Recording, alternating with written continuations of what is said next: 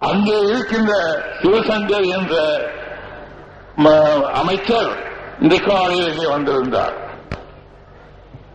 ஒன்றுமில்லை, ஒரு பைத்தியம். அந்த நாடாளுமன்ற உறுப்பினர் பேச தொடங்கிய போது ஒரு கூச்சல்.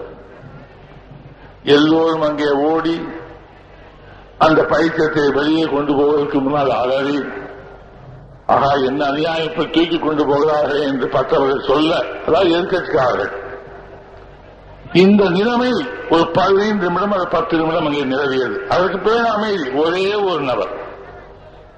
எதற்கு சொல்லுவார்கள் என்றால், இங்கே வெடிகளை போட்டு மத்தாப்புகளை கொளுத்தி நல்ல வேலை நண்பர்கள் வேண்டுகோளுக்கு இணங்கி இருக்கின்றார்கள், அவர்கள் நன்றி சொல்கின்றேன். இது இத்தனை மக்களையும் இங்கே கூட்டி எங்களுடைய உணர்வுகளை அவர்கள் மனதில் பதிய வைப்பதற்கு முயற்சிக்கும் போது யாராவது திசை திருப்பினார்கள் என்றால், அருமையாக நீண்ட காலம் காத்திருந்து இசை பயிற்சி பெற்று நல்ல அறிவாளர்கள் அறிவியல் பெருமக்கள் கூடியிருக்கின்ற இடத்தில் இசைக்கும் பொழுது 4 பேர் இருந்து சத்தம் போட்டுக் கொண்டிருந்தால் எப்படி இருக்குமோ அப்படித்தான் அது இருக்கும். திசை திருப்பும். அது அவருக்கு எவ்வளவு கொலைகார பழியாக தோன்றும் என்பதை ஒவ்வொருவரும் நினைத்து பார்க்க வேண்டும். அதுக்காகத்தான் சொன்னேன். இவருடைய மாபெரும் கூட்டத்தை பார்த்தவுடனே எனக்கு அண்ணாவின் ஞாபகம் வந்தது என்றால், அவர் பேசுவதற்கு எழுந்திருக்கும் போது சில கூச்சல்களுக்கும் குழப்பங்களுக்கும் ஒரு 5 நிமிடம் பேசுவதற்குள் அது எப்படித்தான் அமைதியாக அமையுமோ எனக்கு தெரியாது. அவர் பேசி முடிந்து உட்கார்ந்து எழுந்து போகிற வரையில் அந்த அமைதி இருக்கும். நீங்கள் எப்படி என்று இருந்தால் இப்போது அப்படி இருக்கிறீர்கள். அதை நான் பாராட்டி தேட வேண்டும். நான் எப்போதும் கொஞ்சம் சந்தேகத்திற்குரியவன். என்னே அல்ல, என்னுடைய திறமையில் எல்லோரையும் ஈர்க்கும் சக்தி எனக்கு இருக்கிறதா என்பது எனக்கு தெரியாது. ஆனால் சமீபத்தில் கருணாநிதி அவர் சொன்ன பிறகு ஓம நான் ஒரு அழகந்தான் போல் இருக்கிறது என்ற ஒரு நம்பிக்கை. இதுவரையில் எனக்கு அப்படி இல்லை.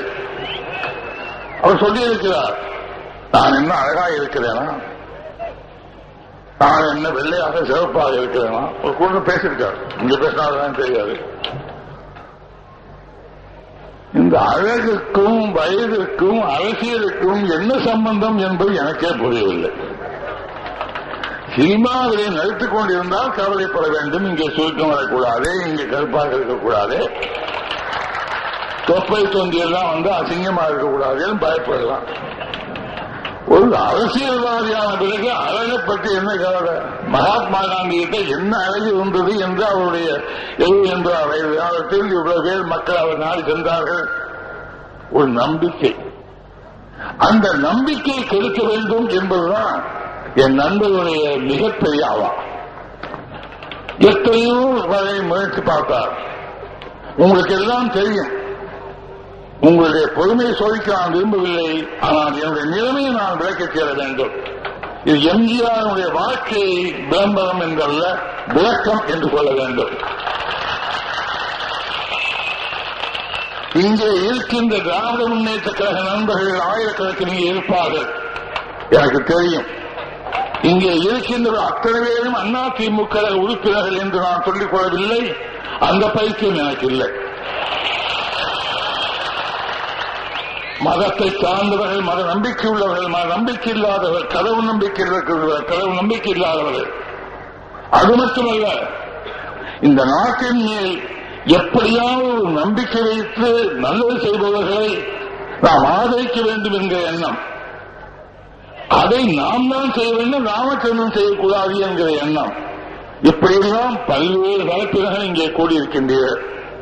ஆகவே நான் என்னை ஏமாற்றிக் கொள்ளாமல் என் விளக்கத்தை தருவது அனைத்து இந்திய அதிமுக கழகத்தினுடைய கொள்கைக்கு விளக்கம் தருவதாக அமையும் என்பதால் நான் ஒன்றை சொல்ல விரும்புகின்றேன். 1972ஆம் ஆண்டு என்னை கட்சியில் இருந்து அவர் வெளியே அனுப்பினார். என்ன சொல்லுகிறார் தெரியுமா? இப்பொழுதும் கூட 11 ஆண்டுகளுக்கு பிறகு மக்கள் எல்லோருக்கும் உண்மை தெரிந்த பிறகு எம்ஜி ராமச்சந்திரனுக்கு ஏதோ நன்மையாக இருக்க வேண்டும் என்று கருதி அவர் சுயநலத்திற்காக யாரோட பேசி அந்த கட்சிக்கு உதவி செய்வதற்காக அவர் எங்களை சோதனைக்கு உள்ளாக்கி கட்சியிலிருந்து பிரிந்து போனார். பெரிய அநியாயம் எங்கேயாவது இருக்குமா? ஒரு நாள் நோட்டீஸ் கணக்கு கேட்டேன். நான் பொருளாளர் கழக தலைமை செயலகத்துக்கு போய் எனக்கு கணக்கு கொடுங்கள், பொதுக்குழு வருகிறது, கணக்கை நான் தெரிந்து கொள்ள வேண்டும், என்னென்ன நடந்திருக்கிறது என்று தெரிய வேண்டும் என்று கேட்டால் ஒருவரும் கணக்கு கொடுக்கவில்லை. நாவலர் அவர்களுக்கு பொதுச் செயலாளருக்கு கடிதம் எழுதினேன். இத்தனை மணிக்கு 4 மணிக்கு நான் வருகிறேன், அவரெல்லாம் ஒத்துழைக்க சொல்லுங்கள், தணிக்கையாளர்கள் வந்து தணிக்கை செய்கிறார்கள், நான் அந்த இடத்தில் இருக்க வேண்டும், எனக்கு கணக்கு தெரிய வேண்டும் என்று கடிதம் எழுதினேன்.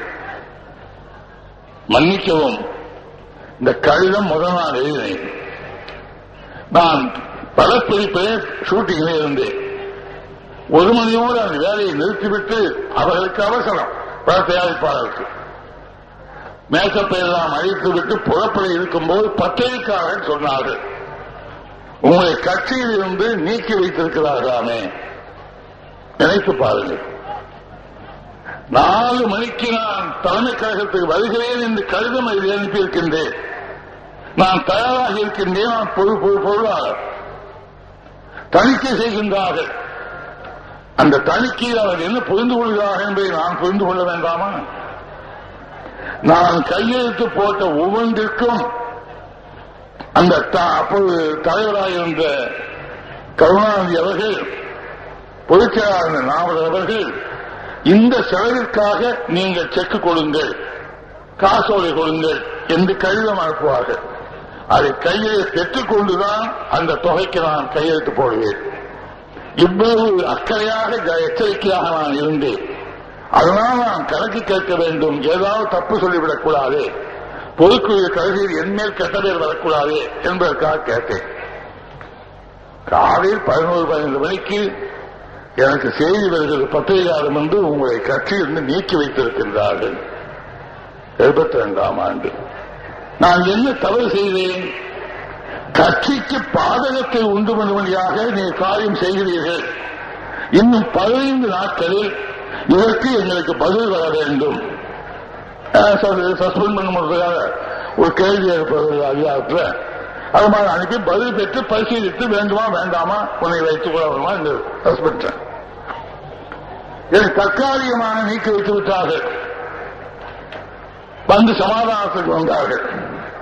மாணவன் வந்தார், அப்போது மனோகரன் அங்கே இருந்தார், வந்தார்.